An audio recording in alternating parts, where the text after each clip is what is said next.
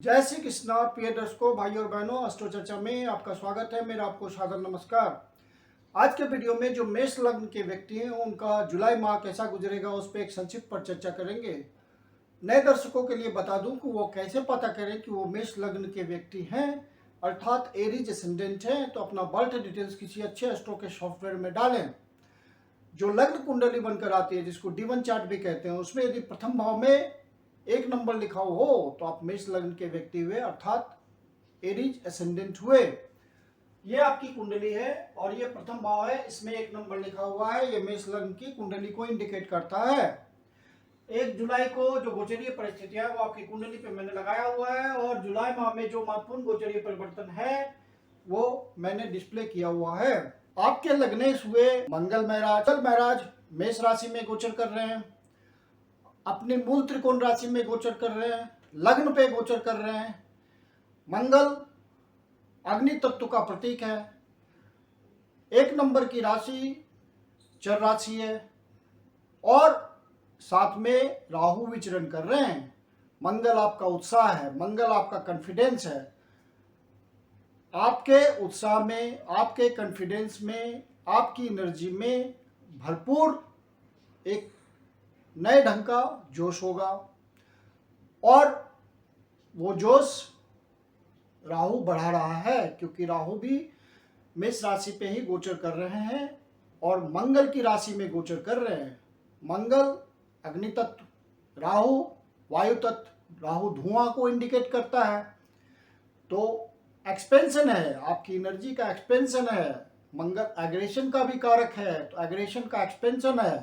तो मंगल और राहु का योग ज्योतिष में अंगारक योग कहा गया है, जो कि एक नेगेटिव योग है।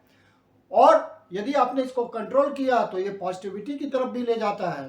आपको अपने आवेश पे नियंत्रण रखना है, आपको उत्तेजना में नहीं आना है, ये आपको विशेष ध्यान रखने की बात है। तो मंगल महाराज आपको भरपूर एनर्जी दे रहे हैं। अपने कार्य क्षेत्र में आप पूरी उत्साह से लगे रहेंगे। जो भी आपका दायित्व है उसका निर्वाह आप ठीक से करेंगे। बस एग्रेशन को कंट्रोल रखिएगा, आवेश में नहीं आना है, अपने डिसीजंस को बहुत सोच समझ के लेना है। राहु चूंकि लग्न पे गोचर कर रहे हैं आपके, और राहु जिस भाव पे गोचर करते हैं उस भाव के प्रति आपके ऑब्सेशन को बढ़ा देते हैं। आप उस भाव के प्रति ऑब्सेस्ड हो जाते हैं, और चूंकि राहु मंगल की राशि में है तो मंगल के रिजल्ट को इंटेंसिफाई करेगा। राहु रिजल्ट को तीव्रता से बढ़ाता है। तो यदि आपने एग्रेशन का सहारा लिया तो आपके लिए सारा निगेटिव रिजल्ट होगा। तो आपको वहां पे बहुत ही केयरफुल रहना है, यह आप विशेष सावधानी की बात है। यदि आप बिल्डिंग मटेरियल कंस्ट्रक्शन वगैरह के काम से जुड़े हुए हैं तो भी आपके लिए बढ़िया है। मशीनरी से संबंधित कार्य से जुड़े हुए हैं तो वो भी आपके लिए बढ़िया है।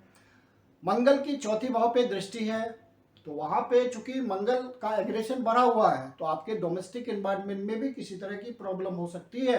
अपने परिवार के सदस्यों के साथ, बच्चों के साथ, पत्नी के साथ, जो न्यूक्लियर फैमिली है वहां पे आपको बहुत ही सोच समझ के सारा निर्णय लेना है। किसी तरह का निगेटिव आपको दिखता है तो उसको संभल करके गोचर का परिणाम समझते हुए डिसीजन लेना है। फिर मंगल महाराज 7वीं दृष्टि से राहु के साथ आपके सप्तम भाव को देख रहे हैं, तो लाइफ पार्टनर के साथ किसी तरह का आवेश में नहीं आइएगा। कोई बात पे उत्तेजित नहीं होना है जिससे मामला बिगड़ जाए और परेशानी आपकी बढ़ जाए। एग्रेशन को कंट्रोल रखिएगा तो इस मामले में आपको सफलता मिलेगी। वाद विवाद का ज्यादा पॉसिबिलिटी बनती है। शनि महाराज भी आपके आवेश को बढ़ा रहे हैं।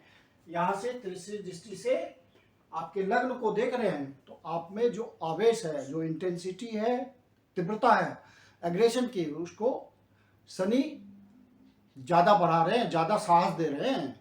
तो वहाँ आपको बहुत ही कंट्रोल वक्त व्यवहार करना है, कंट्रोल में रह करके व्यवहार करना है। सारा अंगारक योग में यदि आपने निगेटिविटी की तरफ बढ़ा तो वो ज्यादा निगेटिव कर देगा आपके रिजल्ट को। शुक्र महाराज आपके द्वितीय भाव पे गोचर कर रहे हैं, तो यहाँ पे शुक्र महाराज का अच्छा रिजल्ट आएगा। आपके फूड हैबिट्स में आप कुछ चेंजेस देखेंगे। जो स्वाद की फीलिंग होती है वो बढ़ जाएगी। कुछ अच्छा खाने को, कुछ बढ़िया खाने को आपका मन करेगा, और अच्छा पहनने को, अच्छे हैबिट्स आप में डेवलप होंगे। कुटुंबजनों के साथ इन्वायरमेंट अच्छा होगा। माता पिता के व्यापार को आप यदि आगे बढ़ाते हैं तो वहाँ आपके कुछ डीलिंग्स ऐसे होंगे, यदि ओरिजिनल नेटल चार्ट में कुछ प्रॉमिस दिख रहा होगा तो आपका व्यापार स्मूथली आगे बढ़ेगा और आप धन संचय करने में सफल हो पाएंगे। परिवारजनों के साथ बड़ा ही मधुर संबंध रहेगा, मित्रवत व्यवहार होगा, आपकी वाणी बहुत ही प्रॉपर हो जाएगी। वाणी पे बस क्योंकि मंगल आपके मस्तिष्क पे विराजमान है तो आवेश में नहीं आइए। बुध महाराज 2 तारीख को तृतीय भाव पे गोचर करेंगे मिथुन राशि में प्रवेश करके। तो तृतीय भाव का चूंकि स्व राशि में होंगे और यहाँ पे सूर्य और बुध का योग, बुध आदित्य योग बनेगा तीसरे भाव पे, तो ये आपके लिए एक तरह से राजयोग है। और बुध स्व राशि में गोचर कर रहे हैं तो जो भी कमीशनिंग के काम में लगे हुए होंगे, किसी तरह कम्युनिकेशन के थ्रू कमाते होंगे, शॉर्ट ट्रेवल्स के थ्रू कमाते होंगे, अपना व्यवसाय होगा, अपना काम धंधा होगा, तो वहाँ पे ज़्यादा सफलता मिलेगी। ट्रांसफ़र के थ्रू जो सर्विस करने वाले लोग हैं, ट्रांसफ़र के थ्रू फ़ायदा उठा सकते हैं। यदि ट्रांसफ़र उनको मिलता है तो प्रॉस एंड कॉन्स का विचार करके डिसीजन लें, फ़ायदा मिलने के चांसेस होंगे। अपने कोबोर्न्स के थ्रू आप कुछ काम धंधे में आपको मदद मिल सकती है, कुछ लाभ हो सकता है उनसे, उनके थ्रू किसी काम की पूर्ति हो सकती है। नेबर्स के थ्रू कोई काम होने की संभावना बनती है। सूर्य महाराज आपके यहाँ गोचर करते हुए आपके पंचमेश है, तो पंचम भाव का संबंध तृतीय भाव से बनेगा। तो यदि आपके हिडन टैलेंट के थ्रू कुछ कमाते हैं तो वहाँ पे आपको प्रयास यदि आप बढ़ा देंगे तो आपको सफलता मिलेगी।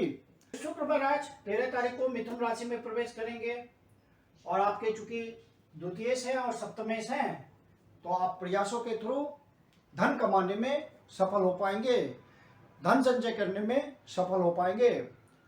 शॉर्ट ट्रेवल के थ्रू आपको धन का योग बन सकता है। यात्रा, बड़ी यात्रा के थ्रू, छोटी यात्रा के थ्रू, धार्मिक यात्रा के थ्रू आपके धन संचय का योग बनता है, धन उपार्जन का योग बनता है जुलाई माह में। और सूर्य महाराज 16 जुलाई को चतुर्थ भाव पे गोचर करेंगे और कर्म क्षेत्र पे 7वीं दृष्टि डालेंगे। तो कर्म क्षेत्र के हिसाब से आप यदि नौकरी करते हैं, व्यापार करते हैं, प्राइवेट नौकरी में है, सरकारी नौकरी में है, तो वहाँ आपको कुछ सुदृढ़ता मिलेगी। सूर्य महाराज चूंकि 10वें भाव पे दृष्टि डाल रहे हैं तो सरकारी कर्मचारियों का भी सहयोग आपको मिल सकता है। अपने यदि आपका काम धंधा सरकारी कॉन्ट्रैक्ट के थ्रू चलता है तो वहाँ प्रयास करेंगे तो सफलता मिलेगी। प्रयास को बढ़ा देंगे तो ज़्यादा कमा पाएंगे। शनि महाराज वक्री अवस्था में 11वें भाव पे गोचर कर रहे हैं और अपनी ही राशि में गोचर कर रहे हैं और आपके कर्मेश भी हैं और लाभेश भी हैं। तो शनि महाराज का 11वें भाव पे वक्री अवस्था में गोचर करना बहुत ही उत्तम है और आपको समाज से लाभ मिलेगा। समाज के प्रबुद्ध व्यक्ति का आपको साथ मिल सकता है और अपने बड़े भाई जो कि समाज के कोई प्रभावी पद पे हैं वहाँ से आपको सहयोग मिल सकता है। किसी एनजीओ के थ्रू सहयोग मिल सकता है। किसी अपने प्रभावी दोस्त के प्रति जो कि आपका इन्फ्लुएंशियल दोस्त है उससे भी आपका कोई काम बन सकता है, किसी तरह की मदद मिल सकती है। तो यदि आप इंटरनेट के थ्रू अपना काम करते हैं तो वहाँ भी आपको काम बढ़ाने में सफलता मिलेगी। शनि महाराज नेटवर्किंग के भाव पे गोचर कर रहे हैं तो आपके काम का एक्सपेंशन होगा। शनि 11वें भाव पे गोचर करते हुए आपको एक्सपेंशन देंगे काम धंधे का और आपको सुदृढ़ करेंगे अपने काम धंधे में। फिर शनि महाराज 13 तारीख को वक्री अवस्था में वापस 10वें भाव पे आ जाएंगे और वही गोचर करेंगे। तो ये भी अच्छी स्थिति होगी। शनि महाराज का वक्री अवस्था में 10वें भाव पे गोचर करना आपके लिए शुभ होगा क्योंकि अपनी ही राशि में गोचर करेंगे शनि महाराज और वक्री अवस्था में गोचर करेंगे, पावरफुल हो जाएंगे, उनको चेष्टा बल मिलेगा। तो वहाँ पे आपको काम धंधे में सुदृढ़ता बनी रहेगी। कुछ रुके हुए कार्य भी पूरे होंगे। यदि आप पहले से प्रयास कर रहे हैं, ऑनेस्टली प्रयास कर रहे हैं और डेडिकेशन के साथ लगे हुए हैं, तो वहाँ शनि महाराज आपको सफलता दे देंगे।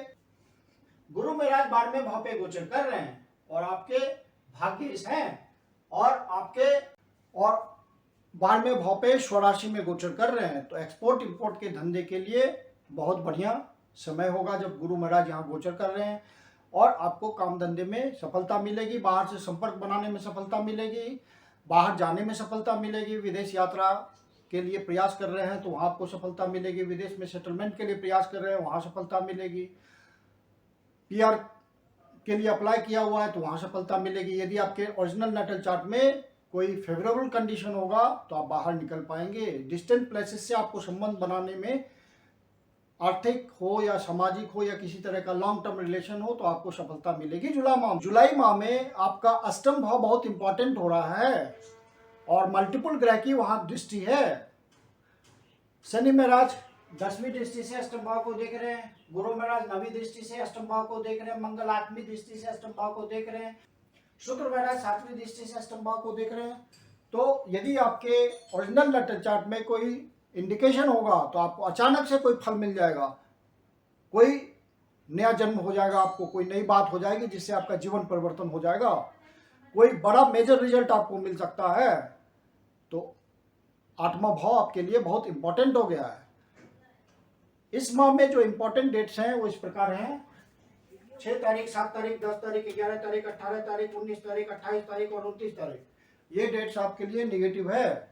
इन डेट्स को कोई नया शुभ कार्य प्रारंभ ना करें तो अच्छा रहेगा, हो सके तो इनको अवॉइड कीजिए इन डेट्स को। मैं कुंदन शर्मा आप लोग का हार्दिक स्वागत करता हूं। यदि आपके जीवन की कोई समस्या है जिसका समाधान आप हमसे चाहते हैं तो पर्सनल कंसल्टेशन ले सकते हैं। मेरी अपनी कंसल्टेशन शुल्क होती है। वीडियो के अंत में मेरा व्हाट्सएप नंबर दिया हुआ है, आप बुकिंग कर सकते हैं कंसल्टेशन के लिए। डिस्क्रिप्शन बॉक्स में भी व्हाट्सएप नंबर मेंशन है। धन्यवाद। आप अपने चैनल एस्ट्रो चर्चा को सब्सक्राइब कर ले यदि अभी तक नहीं किया है या पहली बार कर रहे हैं, और यदि आपको वीडियो अच्छा लगता है तो लाइक करें और अपने परिचित जनों को शेयर भी करें।